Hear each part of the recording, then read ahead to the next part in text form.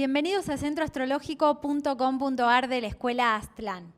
Hoy vamos a hablar de el desarrollo armónico del hombre desde el punto de vista del cuarto camino y de la astrología.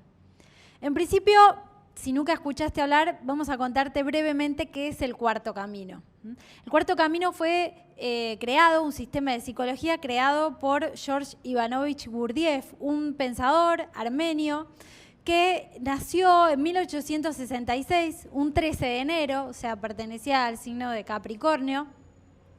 Y él, junto con otro gran pensador ruso que fue Uspensky, desarrolló un sistema de psicología donde recoge las enseñanzas fundamentales que venían de Oriente, de épocas milenarias, de los sufíes, del budismo del Tíbet, en esa época sumamente desconocido en Occidente, y los traduce en un lenguaje muy accesible para los hombres, las mujeres de esta época, en un lenguaje muy psicológico y que plantea la siguiente idea. En principio, esta idea de un cuarto camino para desarrollar todos los aspectos del ser humano y lograr la plenitud, que es lo que lógicamente todos buscamos. ¿Cuál es el primer camino para empezar a hablar? Bueno, él dice que el primer camino, dice este sistema, es el camino del fakir, que se le llamaba en la antigüedad. El primer camino era el camino que tenía que ver con el desarrollo de la voluntad física. Ustedes habrán visto en las películas a los fakires, ¿no? Básicamente uno los asocia con la India, sobre todo, que hacían pruebas dificilísimas y entrenamientos dificilísimos para desarrollar más poder de voluntad sobre su propio cuerpo y obtener, mediante estos ejercicios físicos, otro tipo de energía y otro tipo de voluntad. Con lo cual, vamos a dibujar aquí, ellos trabajaban sobre lo que nosotros podemos llamar el centro o la inteligencia motriz, ¿sí? Sobre el cuerpo físico. Y este camino, entonces, que habitualmente les llevaba muchos años de su vida, les permitía tener un control total, incluso en algunos casos capacidades también para poder sanar su propio cuerpo o para poder hacer cosas que para nosotros serían de ciencia ficción. El segundo camino, ¿sí?, es el camino devocional, el camino que muchas veces se lo ha llamado Bhakti Yoga, ¿sí?, que era el camino que en muchas épocas en la historia apareció bajo el nombre del camino monástico, del monje, ¿no?, que dedicaba muchos años de su vida, o quizás toda su vida, a el desarrollo de otra de las funciones fundamentales que todos tenemos y que aparecen representadas en nuestra carta natal, y ahora vamos a ver qué relación tiene esto con nuestra carta natal. En este segundo camino se trabajaba para el desarrollo de otra de las inteligencias que todos los seres humanos tenemos, que es el centro emocional. ¿Mediante qué? Distintas prácticas que tenían que ver con el desarrollo del amor, de la devoción, que es el sentimiento más amplio que los seres humanos podemos tener, el desarrollo de la compasión, de la capacidad de poder sentir con el otro, de amar a los otros seres humanos y ayudarlos, de amar a Dios, de amar a la naturaleza, a los animales, de poder transformar los aspectos más oscuros de nuestras emociones, las emociones negativas, poder trascenderlas, poder trascender el egoísmo, poder lograr el amor y el sentimiento hacia el prójimo y hacia los demás, pero sin perder la libertad interior, o sea, manteniendo el desapego natural que todos necesitamos para nuestro desarrollo y nuestra evolución. Este sería el segundo camino. El tercer camino, que trabaja sobre otra de las inteligencias o funciones que todos los seres humanos tenemos y que están representadas en nuestra carta natal, trabajaba sobre el centro intelectual, es decir, era el yoga del conocimiento. A través del estudio, este camino, también llamado el camino del yogi, ¿sí?, implicaba arduos trabajos de estudio, de investigación, de adquirir muchos conocimientos en distintos temas, en las ciencias, en la filosofía, y así poder desarrollar la capacidad para pensar, para reflexionar. Como verás, algo que observó Gurdjieff es que cada uno de estos caminos, el primero, el segundo o el tercero, si bien llevaban o buscaban llevar a cada individuo a otro estado, a otro nivel en el cual no se encontraba, eran parciales, porque el primer camino no tenía en cuenta el desarrollo de los otros dos, el segundo tampoco, el del motriz y el intelectual, y por ende el intelectual podía llegar a convertirse, si lo enfocaba de una manera muy unilateral, en una persona que no había desarrollado aún sus aspectos emocionales y sus sentimientos superiores y que se volvía una persona muy desconectada de su cuerpo físico. Como puede ser, a veces uno observa ciertas personas muy académicas, ¿no? En el enfoque del conocimiento, donde o no lo aplican o parece que solamente viven de la cabeza para arriba y se olvidan de que tienen un cuerpo físico o de que tienen sentimientos y emociones, etc. Entonces, ¿qué nos dice el cuarto camino? Que justamente hay un camino que implica la unión de estos otros tres. Eso Gurdjieff lo llamó el cuarto camino, ¿sí? ¿Qué sería? Un camino. ¿Y por qué hablamos de un camino? ¿Qué es el camino? El camino es, puede ser una ruta, una calle, puede ser algo psicológico, lógicamente, como estamos hablando ahora, que nos conduce hacia una meta, un objetivo. Y en el cuarto camino, lo que se trabaja y lo que se busca desarrollar es todas las funciones, que es todos los aspectos del ser humano. Fíjate que cada uno de estos centros, de estas funciones, nosotros incluso las podemos ubicar físicamente en nuestro cuerpo. Por ejemplo, cuando nosotros decimos, tengo que concentrarme, tengo que pensar en un problema muy difícil, tengo que resolver una ecuación matemática, ¿qué hacemos? Habitualmente nos agarramos la cabeza. Incluso hasta a veces nos empieza a doler la cabeza cuando hay alguna ecuación muy difícil que no nos sale, ¿no? El centro del pensamiento, y esto ya lo conocían milenariamente la civilización hindú en Oriente con los chakras, ¿sí? Gurdjieff lo simplifica para un lenguaje moderno y lo sintetiza de una manera excepcional. El centro intelectual está alojado en la cabeza. Después tenemos el centro de las emociones y sentimientos, que está en este sector. Y generalmente, cuando uno tiene una fuerte emoción, ¿dónde la siente? Acá, ¿no? Sea emociones o sentimientos positivos o los contrarios, ¿no? Después tenemos el centro motriz, que es toda la parte física y que representaría la parte inferior del cuerpo, ¿no? Por ejemplo, las piernas y la capacidad para llevarnos de un lado a otro y representan nuestra fuerza y nuestra capacidad de movimiento y de traslación. Y por último, como decíamos, el cuarto camino que trabaja sobre todos los aspectos, no solo físicos, sino psicológicos también, que es lo que más nos importa. ¿Qué relación podemos ver y cómo lograr este desarrollo armónico a través del estudio de la astrología y de nuestra propia carta natal? Podemos ver que cada uno de los planetas tiene relación con algunas de estas funciones, ¿sí?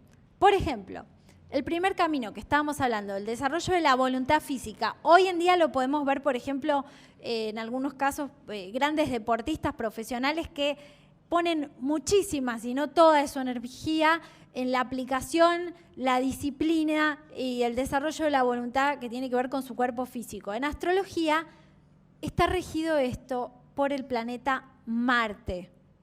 Marte representa la acción y representa también el movimiento y la fuerza física y la voluntad física para lograr nuestros objetivos, nuestras metas, para luchar por aquello que queremos, por aquello en lo que creemos. También son los deseos, que en general tienen que ver mucho con lo físico, los deseos, ¿no? Pocas veces uno puede tener un deseo espiritual, no sería deseo. Esto tiene mucho que ver con Marte, ¿sí? Y también podríamos agregar, en el sentido de lo motriz, como también la vitalidad, la energía y la vitalidad que todos tenemos, al Sol, ¿sí? Que es otro planeta que, si bien obviamente tiene muchas funciones en astrología, pero también tiene su correspondencia a nivel de la vitalidad de nuestro cuerpo físico, que es la que obviamente nos permite después hacer todas las cosas. ¿Cómo funcionamos a nivel de lo motriz? ¿Qué grado de inteligencia tenemos respecto a esto? Esto está estudiado incluso por un gran astrólogo francés que fue Gauquelin, que hizo grandes estudios estadísticos, por ejemplo, en las profesiones, y encontró que deportistas destacados tenían una posición de Marte muy importante en su carta natal, ¿sí? Pero no solo para eso, sino también para poder ver cómo me estoy llevando con esta función. ¿La estoy realizando correctamente? ¿La tengo dejada de lado? ¿Es más inconsciente para mí? ¿Me domina totalmente al punto de que dejo el subdesarrollo a las otras funciones? Bueno, esto es algo que cada uno de nosotros tiene que ir descubriendo en su propia carta natal. Vamos a ver el centro motriz. Y acá vamos a empezar por la luna, lógicamente, porque la luna en la astrología son las emociones y Venus son los sentimientos. ¿Qué diferencia hay? Que las emociones, como la misma palabra lo indica, emoción, que significa con movimiento, son cortitas, son rápidas y son muchas. Alegría, tristeza, aburrimiento, entusiasmo, etc. En cambio, los sentimientos, regidos por Venus, son unos pocos y son permanentes, ¿sí? Amor a los hijos, amor a Dios, amor a la naturaleza, a la patria, etc. Fidelidad, bien. Eso tiene que ver con Venus y los valores, ¿sí? En la carta natal, para ver cómo estamos funcionando a nivel del segundo camino, del centro emocional, tenemos que ver cómo estamos con estos planetas, ¿sí? No solo en qué signo están, que eso nos van a dar la orientación de las tendencias que tenemos, cómo son nuestras emociones, son muy dinámicas, qué necesitamos para sentirnos satisfechos a nivel de los sentimientos, a nivel de los afectos, cómo compartimos con los demás, sino también, y acá vamos a agregar a otro planeta,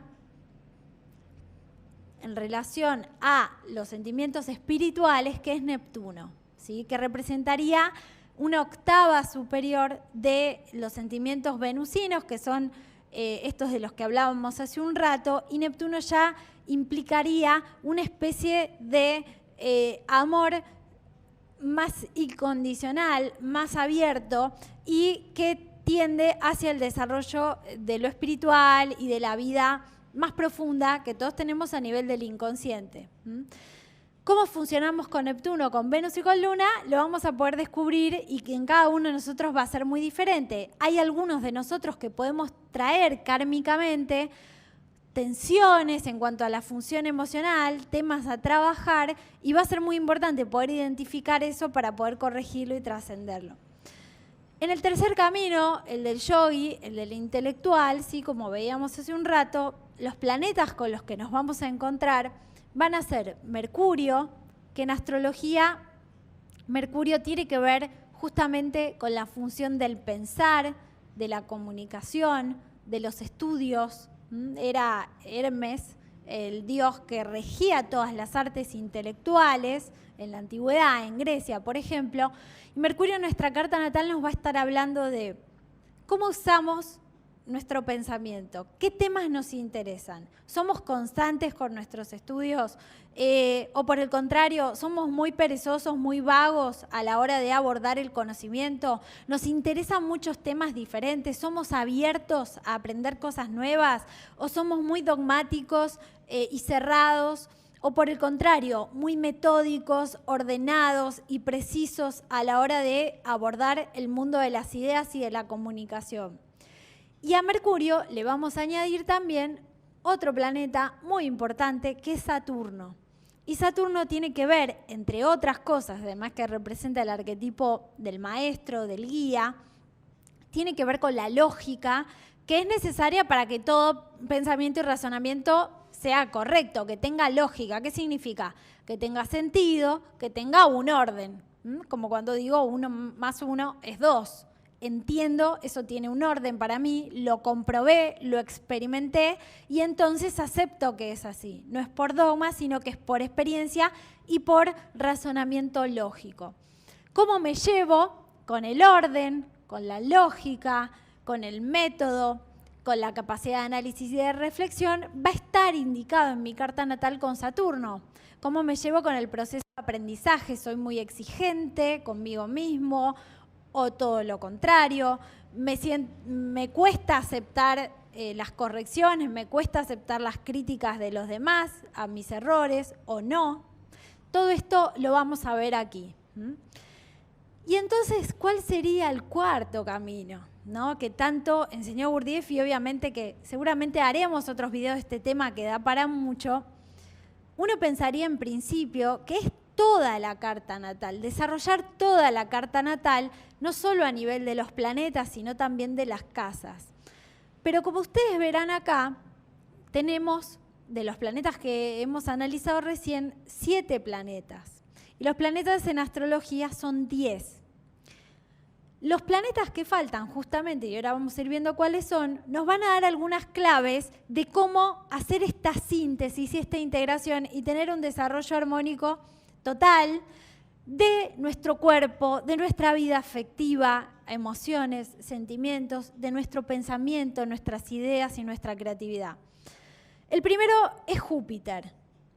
Júpiter es el planeta que representa justamente la búsqueda por mejorar, por crecer, no conformarnos con lo que tenemos. Si nosotros ya tenemos una tendencia a que predomine en nosotros únicamente lo motriz o a que predomine únicamente el mundo de las emociones y solamente nos guiamos por eso, o una persona que sea sumamente intelectual al punto de volverse racionalista, muy academicista y que desconfía de las otras funciones, Júpiter, ¿a qué nos llevaría? A buscar mejorar, crecer, desarrollar, aprender aquello que nos falta. Es el impulso a ser mejores, tanto para nosotros mismos como para ayudar a los demás.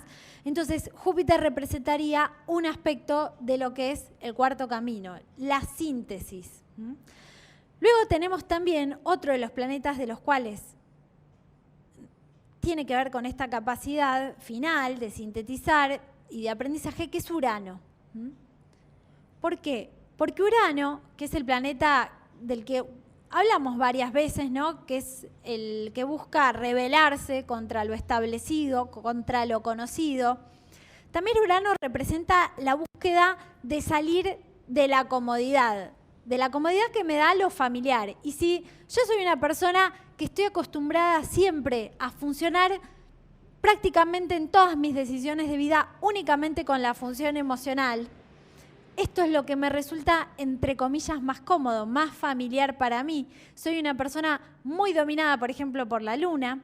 Tengo sensibilidad en las relaciones humanas, intuición, pero a la vez dejo de lado estas otras dos funciones. Urano, ¿qué me diría? Urano me diría, salí de la comodidad, de lo que te resulta familiar, y amplía hacia algo nuevo. Acordate que Urano, en el orden en que está en el sistema solar, viene justamente después de Saturno, ¿no? Que era el último planeta de los planetas tradicionales, y Urano representaba esa apertura frente a lo nuevo. Y a la vez también Urano es la creatividad y la originalidad. ¿En qué sentido? Original en el sentido de aquello que regresa al origen, y cómo podemos volvernos originales y creativos en cada uno de estos áreas de la vida los va a representar Urano. Y por último, Plutón, ¿sí? Lo voy a poner acá abajo, a Plutón, que es el último planeta del sistema solar, que tiene un ciclo más largo, el planeta más lento. ¿Qué representa Plutón? Plutón sería el final del trabajo, es decir, si logro ir desarrollando mi personalidad a nivel de todas las funciones, de todo mi ser, ¿qué voy a lograr? Integración. Plutón es el planeta de la totalidad y de la trascendencia. Es el planeta que nos permite terminar un ciclo e iniciar un ciclo nuevo, y justamente como último planeta, como el que cierra nuestro sistema, el sistema solar, tiene esa capacidad para transmutar todo aquello negativo y convertirlo justamente en sabiduría, en realización, en capacidad para trascender incluso los aspectos más duros de la vida, como puede ser el dolor, el sufrimiento, y hacer algo positivo con eso, ¿no?